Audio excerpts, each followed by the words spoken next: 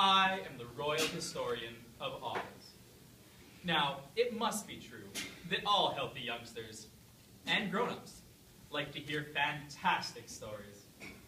Otherwise, you wouldn't keep calling me back to tell all about Dorothy's adventures in the marvelous land of Oz. I must have told this story 1,000 times, over and over again. Are you sure that you want to hear it again? Just clap your hands and say yes or no. Yeah.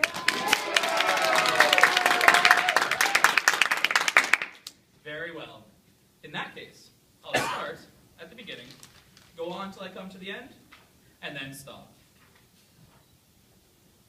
Dorothy was a little orphan girl who lived in the midst of the gray Kansas prairie, with her Uncle Henry, who was the farmer, and her Aunt Em, who was the farmer's wife.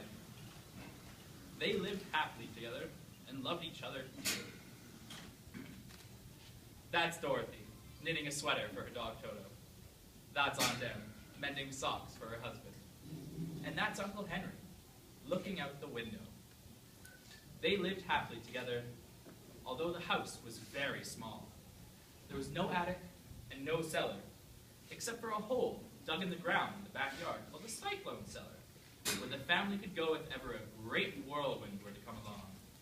And one gray day, that's exactly what happened. They heard the wail of the wind and a sharp whistling in the air.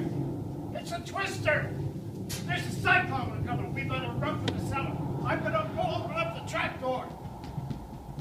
Oh, dear me, it's a great big cyclone, and it's twisting, and it's turning, and it's coming this way. I'm scared, Aunt Em. Whatever shall we do?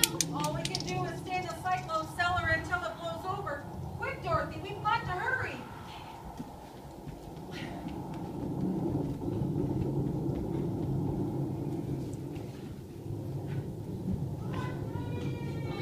I can't. I mustn't go without Toto.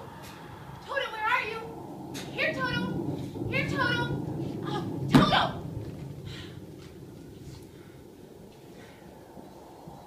Oh, there you are, naughty dog. Hurry up! I'm gonna close the trap door. Hurry, Dorothy. Yes, Aunt Em.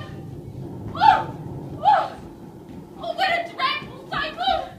Oh, the barn doesn't blow away with the cows and the horses! Oh! Oh! Oh, the farm going up in a balloon!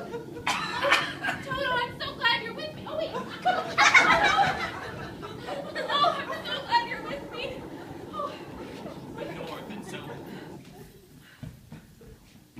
The north and the south winds met where the house stood and raised it higher, higher up into the air, and carried it miles and miles away. Dorothy felt as though she were being rocked like a baby in a cradle. Hour after hour went by, and in spite of the storm, Dorothy closed her eyes and fell fast asleep.